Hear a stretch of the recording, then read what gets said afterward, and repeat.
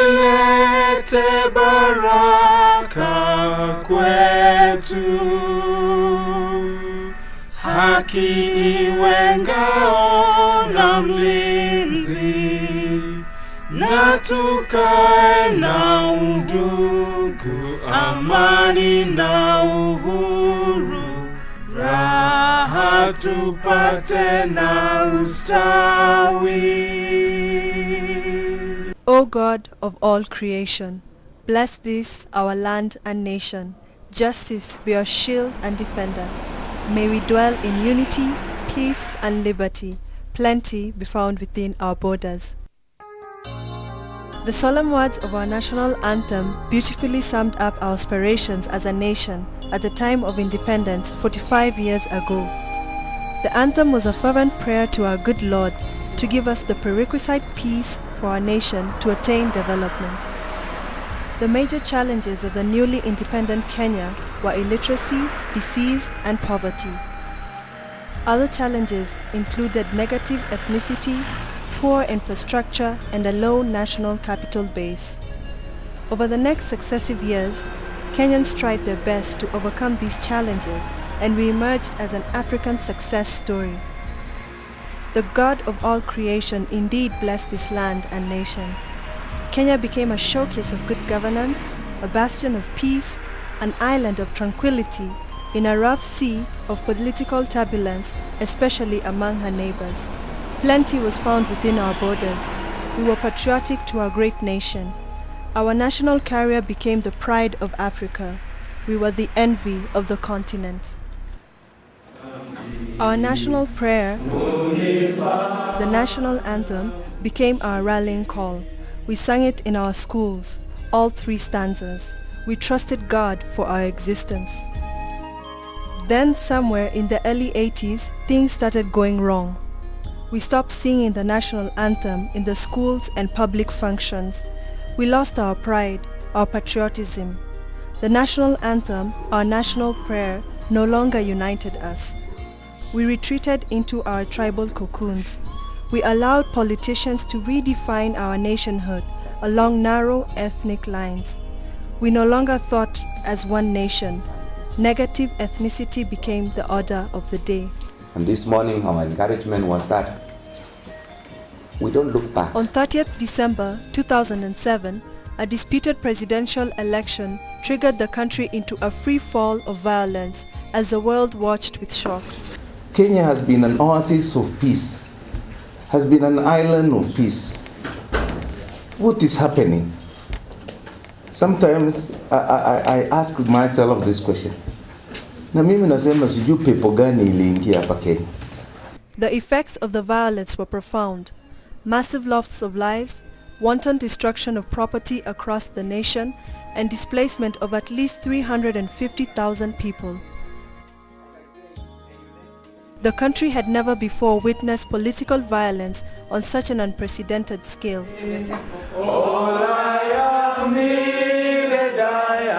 The church in Kenya was not spared either. Big cracks emerged into the leadership of many churches in the country, even long before the elections were conducted. The clergy took divergent stands on various political issues which were before Kenyans. Many of them put aside their calling and rallied their flock behind their favorite political parties. And therefore, number 2, the role of the clergy as leaders was never felt at all. If it was, then it was to the negative. The effect of this was predictable. The church could not speak with one voice anymore. The questions came from all corners, fast and furious. What went wrong? Up to this point, I don't know, I cannot answer the question why, of all times in Kenya, the elections in the year 2007 attracted so many pastors like I don't know any other time before. How did we get here? Why did we get to where we are? What happened to our conscience? But it is true that when we should have probably got united and became of one mind and be able to say something together, we were not able to do so. And each church tended to work separately and provisionally in our own corner and the rest. And we didn't see this until much later when the results were out. And this is why we said, let's come together and see what we can do. It is against this backdrop that a few retired senior clergy came together with a view to praying together for the nation, sharing their experiences and concerns at the prevailing circumstances, and seeking a way of bringing unity into the church that was under threat of being torn asunder. These faithful servants of God put their heads together and worked tirelessly behind the scenes to get the newly elected government to act and contain the unfolding mayhem. And as a church leader from this region, I want to say this forum adds value to the engagements that all of us, all the Church of Jesus Christ has been through during the post-election violence of last year to date.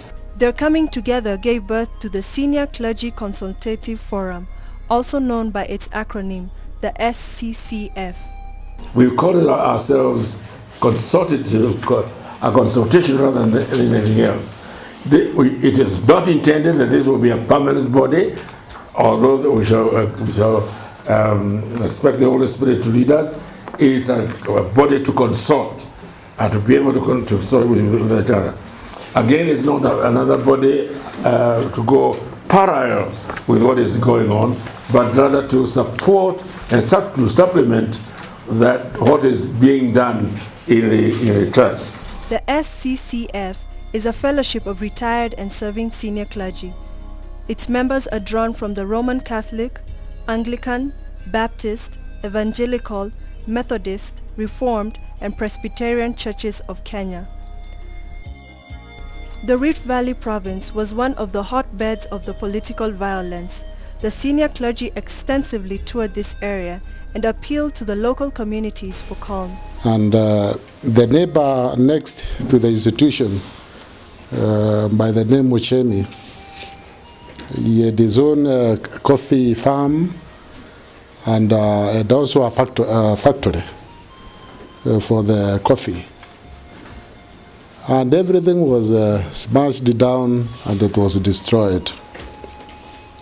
I wanted to say the community there invited Muchemi. They built a house for him and he went back, although he is living in town, and he has harvested coffee. Eldoret town in the Rift Valley province bore the brunt of the political violence. It was no wonder that the town was the choice venue of the peace-building process.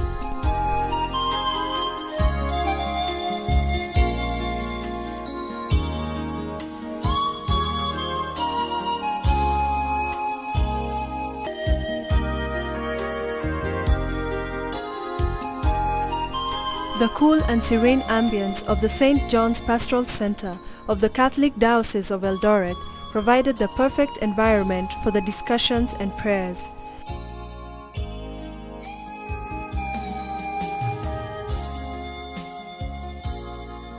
Another club. Close to 40 heads of churches, led by a former retired moderator of the Presbyterian Church of East Africa, the Very Reverend Dr. John G. Gatu, and retired Archbishop Raphael Ndingi Mwananzeki of the Catholic Church, converged at the center from the 19th to the 21st of January 2009 to pray together for our beloved nation. The participants engaged each other in constructive discussions with a view of coming up with solutions of bringing the Church of Christ to work together. For 45 years, we have been together in the churches, and we have been organizing every meeting everywhere. We did not have any problem on our way. But mwaka wa 007 ulikuwa ni mwaka ambao hatukuweza kuelewa ni nini kinachotokea. Lakini jambo moja ambalo nataka niwaambie wandugu, Hakuna mtu ambaye anajua umri wa shetani. Shetani ni mzee sana. Hakuna mtu ambaye anajua elimu yake imefika wapi. Mnasema watu wana elimu ya juu. Nobody has a very high education than the devil. Huyo ndiye ambaye ameleta misukosuko na chuki na mambo haya yote imetengenezwa katika ile kiwanda chake. Na sasa ni wakati wetu kama kanisa la Yesu tuweze kusimama, maana Yesu alisema nimeushinda ulimwengu. First of all, what happened 2007? Politically, my views from what I've seen interviewed people, of the two parties, none of them was sure to win. None. Therefore, they went out of their way to do whatever they could to win the elections. And as far as possible, be impartial. And speak to somebody in the area you come from who can influence others for good, and speak to him. Which way from this consultative meeting are we to go so that Kenya may be a rightful Kenya that we may live in, that we may live in wherever? Politics today needs to be more informed than we have been in the past. And I'm not so sure that we as members of the church, or those of us in the leadership of the church, have bothered to study politics in that sense. The issue of getting knowledge, and you are the only people bestowed with that legitimacy and right to put the light where it needs to see, because your word is so great. And the omission of us being able not to take our role, like I say, at Uhuru Park, people were coming to pray, but they did not pray. And I think coming together and pray together is very important for me, and we cannot succeed without working together. We look failures instead of being look successes. The theme of the conference was strengthening one another, and it was based on Luke 22:31-32. One of the things we need to stop to do, which counters our strengthening one another, is blame. And it looks like even some pastors are afraid of coming to such a forum. As communities fought each other, we lost faith in each other.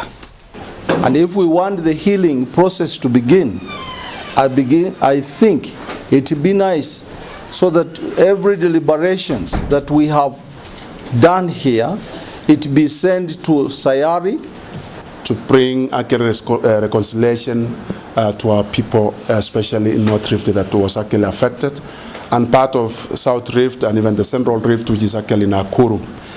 I'm sure we all gathered here because we are seeking healing. We are seeking healing, which begins with forgiveness. And I looked at the word forgive. It means to loosen, to set free from debt. Msamaha kwa Mungu through the love. God loved the world.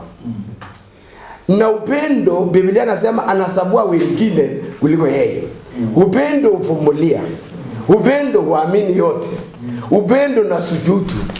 When we forgive, even if there is no response immediately, then ni kwa yule ambaye umemsamehe. Then ni kwake. The person who has wronged you, you must personally open your mouth and say, listen, I have forgiven you. If you keep it in your heart, if something has happened, don't claim it and say, oh, I knew that I had forgiven him. It must be communicated so that it is offloaded from you. The clergy was unanimous in extolling the spirit of reconciliation and forgiveness so that the nation can heal. After 3 days of prayer and deep consultation, the senior clergy came up with strategies and a profound proclamation summed up as follows. Is there real hope that Kenyans can live an abundant and full life? We, the Senior Clergy Consultative Forum, We, the Senior Clergy Consultative Forum, and the other churches, we confess that we have been silent when we should have spoken out over issues affecting this nation. The communities living in the Rift Valley and indeed the Greater Kenya now have a real solid hope of peace for the future. A people united in their diversity, an abundant life as God intended it to be, a people that live together in harmony, and a nation that walks in the fear of God.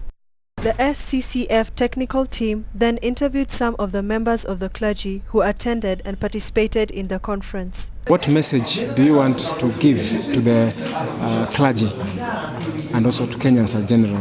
Kenyans as general, to see what is it that we are trying to achieve and how can we do it? What part can they play in this? Whatever part they can play in this, come forward and be a part of what we are doing, or send us the message which we can study, so that when we issue make statement in future, we include their views and state this is from the ordinary people, this is from the media, and it's a good point. We are including them in our communications. Yes. Why did you call us to Eldoret? Why not any other town? If you can see the IDPs that were here in the showground, is the highest number of people. That is, you can see, you can imagine that there were Kikuyus, there were Kisis, there were Luyas, and the area is so cosmopolitan. And it's a town that is growing very fast. So we want to have this as an entry point where we can be able to chart our way forward together. Perhaps in closing, your final comments, what message can you give to the Kenyan people? Elections should not tear our country down. And let us not allow the devil to play his dirty tricks. Two, we are asking the clergy, to be ready over eventualities, to mitigate, some conflicts. When you see that the Kalenjin and Kikuyus are in conflict, please don't wait, but be of help to reduce that kind of issues. What role do you think the media can play in this initiative? I think it's good for people to know that we are not doing this privately or in secret.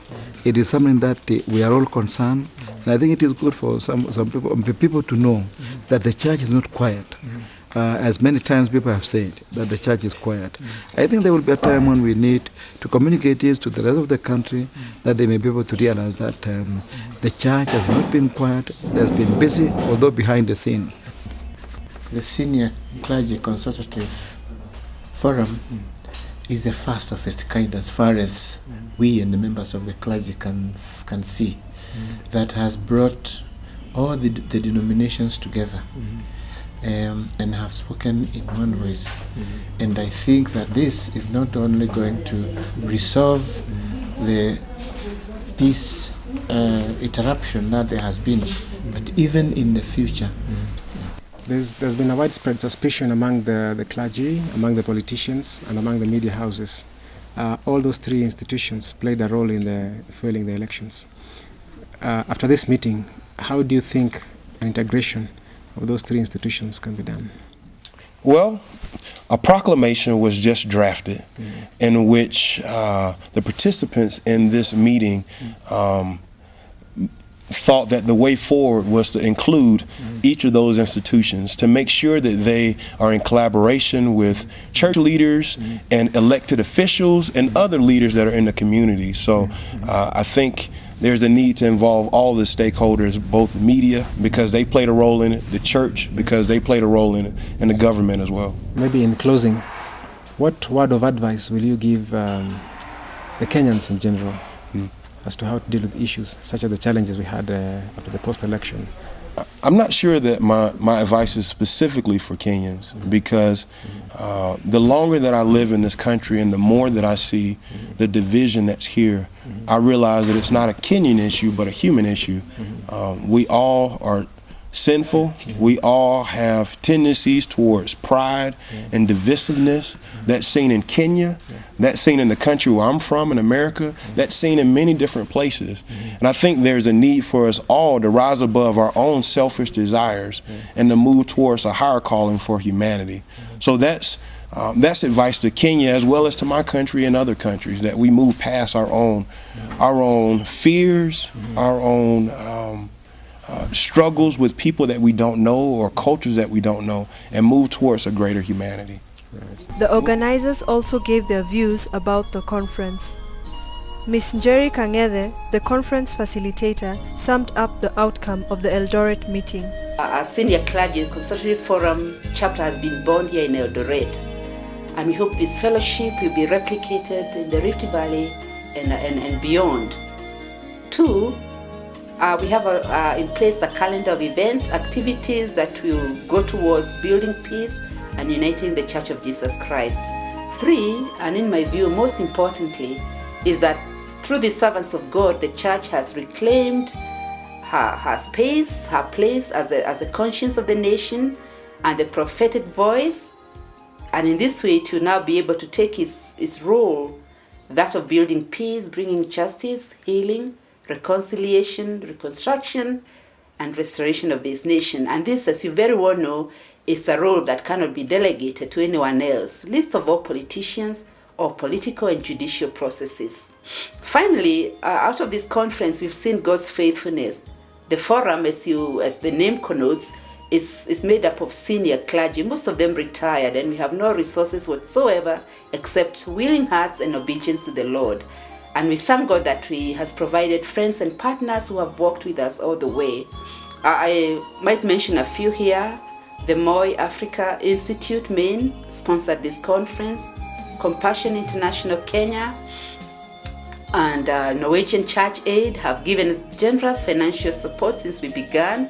FECLAHA continues to give much needed logistics and administrative support.